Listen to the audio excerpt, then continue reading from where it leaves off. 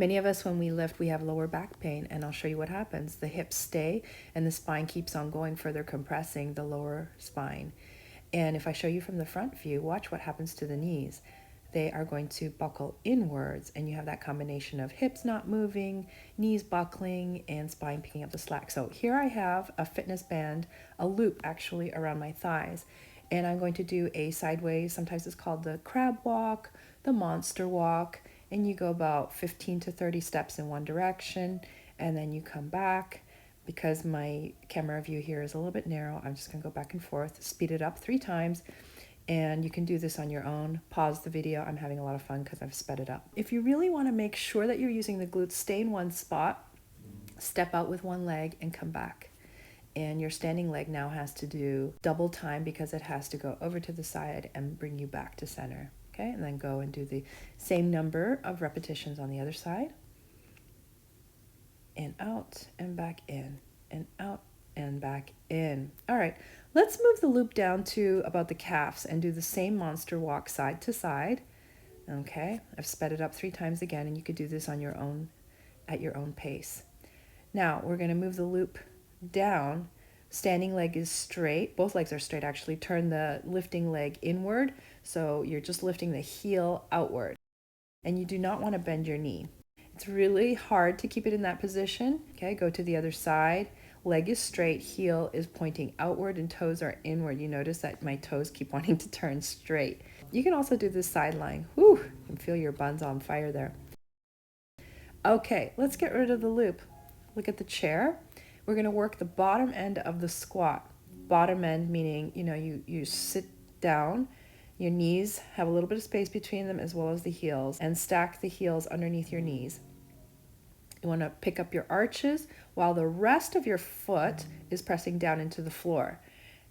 So it's like a doming effect of the bottom of your foot. While you've got that activated, feed that into the glutes, find your center, hinge at the hips. Have your fingers on your lower ribs and your hips so that you don't have wobbling of your spine, but rather you stay in one piece of steel and come on up and then lower down. Press the feet into the floor, hinge forward, and just hover off the chair and come down without the spine changing shape. So I'll show you the front view now. Want to make sure that the knees don't fall inwards. Rather, they're kind of pushing out, and that you maintain that distance and that bracing between the ribs and the hips. And you come on up. Oops, I have a little bit of wobble, so I'm going to press out into my hands and sit down. Same action with the feet. They're going to be pushing in, arches lifting. Feed that engagement into your glutes. So go sideways again. And I want to do 10 of these. I won't do 10 of these here, but you can always stop the video and do them on your own or practice them another time. And you could even, use your tush. You can even press your hands into your knees so that the knees have something to push into. Okay, you want to try to avoid, okay, this is going to take a lot of work. Try to avoid the arching of the back. I can even see it on myself here. All right, let's get rid of the chair. And another place to really fire up the glutes is on the mat, doing a side-lying clam. I'm going to have my head propped up on my elbow. The knees are stacked vertically. Want to make sure that you're actually lifting your spine as you're doing this. Top hand pressing into the mat. Use your glutes to lift the knee. Okay, and we'll do 10 of these. Here's 8, 7, 6, 5, 4. I'm adjusting my neck so that I don't look down. And here's your last 1. Okay, keep the knee up. Now the lower leg is going to swing up and close. And so the thigh bone is rotating within the hip socket. Use your glutes to hold and to control the lifting of the lower leg. And open, and close, and open, and close, and open, and close. All the while you're pulling your stomach in. Woo! Now lift the whole leg parallel, circle it out. 8, 7, 6, 5, 4, 3, 2, last 1, and lower. All right, let's swivel on over to the other side. Same thing here. Try to look straight ahead rather than looking down at your knees after you've initially set up. You want to make sure you come out of your tech neck position. You squeeze the glute to lift the knee. Squeeze the glute to lift the knee. And 8, and lower, and 7, and lower. Pull your stomach in. 6, and lower, and 5, and lower, 4, and lower, and 3, and lower, 2, and lower. Oops, that was the last one. Up and lower. Up with the lower leg. Keep the knee in the same position so the thigh bone rotates within the hip socket. There. And lift and lower. So the glute is holding the leg, but it's also controlling the turning of the foot. And lift and lower and lift. Keep looking straight ahead and lower. Now lift the whole leg parallel to the floor and circle it out. And 8, and 7, and 6, and 5, and 4, and 3, and 2, last one. Ooh, feel the burn. Okay. Next, we're going to lie down onto the mat. I'm going to place both hands underneath the curve of your lower spine. Press the feet down into the mat. Hips are heavy, ribs are heavy, back of the head is nice and heavy. Okay, when you lift your head, try to go for about a 45-degree angle off the floor with your spine, your cervical spine and head. Want to make sure you are not pushing down on your hands.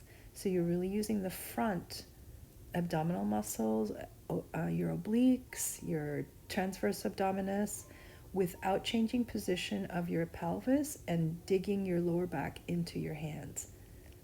Just to make sure that that's the part that's going to hold us together when we squat ultimately. And lift up and hold. Try to hold for a few seconds and lower. Next we have the pelvic lift. We're going to feed that same information into this. We're going to keep the lower back nice and light as we lift the tailbone and work our way up the spine segment by segment, lightly lifting without pushing or straining anything, and keep the shoulders nice and open and start to lower one segment at a time. Keep the lower back nice and free. Don't worry about flattening your lower back or pushing it into the mat. We just want to let that part be free, okay? As the spine comes up, be careful not to arch, but to really lengthen and to come down. So you don't want to lift the hips so much that your spine arches. You just gently lay everything down onto the mat, gently lift everything without pushing to counter. And lift, suspend, and from that place of suspension, articulate down, allowing each segment of your spine to roll down one piece at a time. All right, this is for SI joint and sciatica. Cross one leg over the other, hug your thighs together, and rock gently side to side. So you're still using your muscles. You can also flex at the ankles, just depends where you feel like you need to place your feet. Keep the muscles active so that this is not a passive rocking back and forth. Ankle over knee and flex the ankle that's over the knee. Gently circle it out. Same thing here. Make sure the muscles are in control so it's not wildly circling around, and do about 5 in each direction. Maintain that feeling of suspension that you achieved in your pelvic bridge. Okay, switch to the other side, crossing one leg over the other. Hug the thighs into your chest. Hands clasp behind the hamstring and rock side to side, still controlling. And you can decide what to do with the feet. They could either be demi-point, they can be flexed at the ankle, or you could go for an active point. Whatever gives you the most benefit. And then we're going to do ankle over the heel, flexing the crossed ankle, and then hands clasped behind the hamstring, and gently circle out without smushing your lower back into the mat. Let that part be free. Okay, good. And then reverse.